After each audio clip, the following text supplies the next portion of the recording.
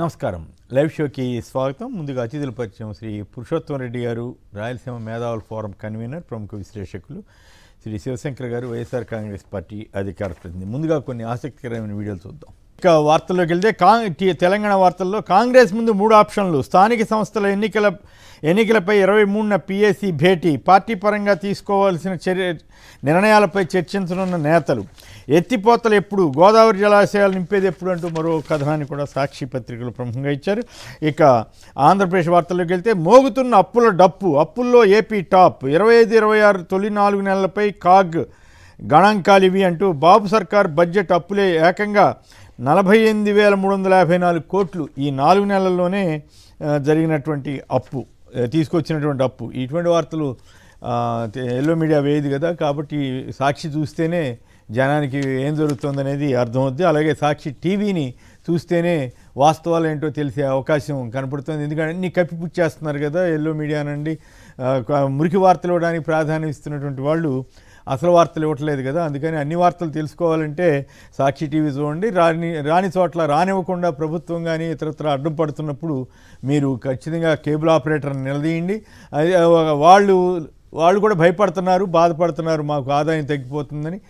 అటువంటి చోట్ల ఖచ్చితంగా డిష్ టీవీలకి, టాటా స్కై అనో ఇట్లా ఎయిర్టెల్ అని ఉన్నాయి కదా, వాటికి వెళ్ళి మీరు వాస్తవాలు తెలుసుకోవడానికి ప్రయత్నం చేయండి. సాక్షి టీవీలో వస్తున్న వార్తల మీద. నదులకు 100 మీటర్ల వరకు నో డెవలప్మెంట్ జోన్. 3 జోన్లుగా నదీ తీరాలు. కేంద్ర మార్గదర్శకాలు. రక్షిత, నియంత్రిత, హెచ్చరిక జోన్లుగా ఏర్పాటు. 100 మీటర్ల వరకు నో డెవలప్మెంట్ జోన్ అన్నప్పటికి కూడా మరి ఏపీలో ఏం జరుగుతుందో, ఎట్లా జరుగుతుందో నేను చెప్పక్కర్లేదు. అయినప్పటికీ కూడా మరి ఇప్పుడు అదేమంటే ఏదో ద్వేషం ఇంకా ఏమీ లేదు, ద్వేషం లేదు, పాడలేదు. శుభ్రంగా మంచి తోట కట్టుకోమని చెప్తే కూడా కోపం అంటే మనం ఏం చేయలేం.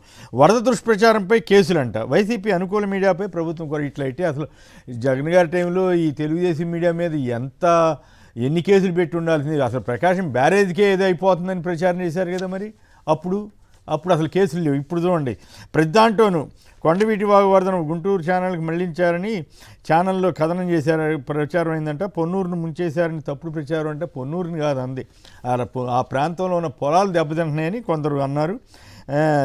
ఇటువంటి తప్పుడు వీటన్నిటి మీద కేసులు పెట్టేస్తారు. అచ్చంగా కేసుల మీదే ఆధారపడి ఈ ప్రభుత్వం నడుస్తుందో ఏమో. ఇంజనీరింగ్ కాలేజీల్లో 4వ వంతు సీట్లు ఖాళీ. కన్వీనర్ కోటాలో మిగిలిపోయినవే 22% అంట ఏపీలో. అది అఫ్కోర్స్ తెలంగాణలో కూడా ఆ రకంగానే ఇంజనీరింగ్ కాలేజీలో సీట్లు, ఢిల్లీలో సీట్లు మిగిలిపోతున్నాయి. ఢిల్లీలో లోకేష్ నేడు పలువురు మంత్రులతో భేటీ. 21ని చంద్రబాబు గారు వెళ్తారట. ఇక ఎక్కడ ఏం జరిగినా సరే పెరోల్కి సంబంధించి అంతకుముందు టీడీపీ మీద విపరీతమైన విమర్శలు వస్తుండటంతో నెల్లూరుకు సంబంధించింది అనుకుంటా, వీళ్ళు వెంటనే వైసీపీ వాళ్ళకి అంటగడుతూ ఈ ఎల్లో మీడియా కథనానిచ్చింది. అంతర్రాష్ట్ర బస్సులట ఫ్రీగా కుదరదట. బస్సులకు బోర్డులు, స్టిక్కర్లు పెడుతున్న ఆర్టీసీ వాళ్ళు ఏకంగా శ్రీశక్తి పథకం వర్తించదు అని చెప్పి బోర్డులు పెడుతున్నారు. అది పరిస్థితి. పల్లె వెలుగులకు వర్తించని శ్రీశక్తి. టీడీపీ కూటమి సర్కారుపై దుమ్మెత్తి పోస్తున్న మహిళలు. అయితే ఎల్లో మీడియా మాత్రం ఫ్రీ బస్ సూపర్ సక్సెస్, ఆడపడుచుల ప్రయాణ సంబరం అంటూ కథనాన్ని ఇచ్చి జనాన్ని మోసం చేయడానికి ప్రయత్నం చేస్తుంది. గంజాయి స్మగ్లర్ బరితెగింపు. వెంటాడిన పోలీసులను కారుతో ఢీకొని యత్నం. ఇది తెలుగుదేశం కూటమి పాలనలోనే అసలు మొత్తం గంజాయంతా అరికట్టేసామని చెప్పారు కదా, మరి ఇప్పుడు వీళ్ళే చెప్తున్నారు. మద్యం బెల్టుపై పోరుగీతం. రాష్ట్రంలో 75,000 బెల్ట్ షాపులు తొలగించే వరకు ఉద్యమం చేయాలని కల్లు గీత కార్మిక సంఘం రౌండ్ టేబుల్ సమావేశంలో తీర్మానం చేశారట. ఇక బిల్డప్ బాబాయ్ గారు ఉత్తరాంధ్రకు వైభోగమే అంట. విశాఖపట్నంలో ఎయిర్పోర్టు, కొత్త భోగాపురం ఎయిర్పోర్ట్ మీద కథనాన్ని ఇచ్చారు. నిజంగా వైభోగం ఇస్తే సంతోషమే, కానీ జగన్ గారు ఉన్నప్పుడేమో అన్ని వ్యతిరేక వార్తలు, ఇప్పుడేమో అంత వైభోగాలు, స్వర్ణం అంతా అయిపోయినట్టు రాయటమే ఇబ్బందికరంగా ఉంటుంది. ఇక చర్చనీయాంశాలైన అంశాల్లోకి వెళ్దాం. అఫిడవిట్ ఇవ్వండి లేదా క్షమాపణ చెప్పండి. ఎన్నికల కమిషన్ డిమాండ్.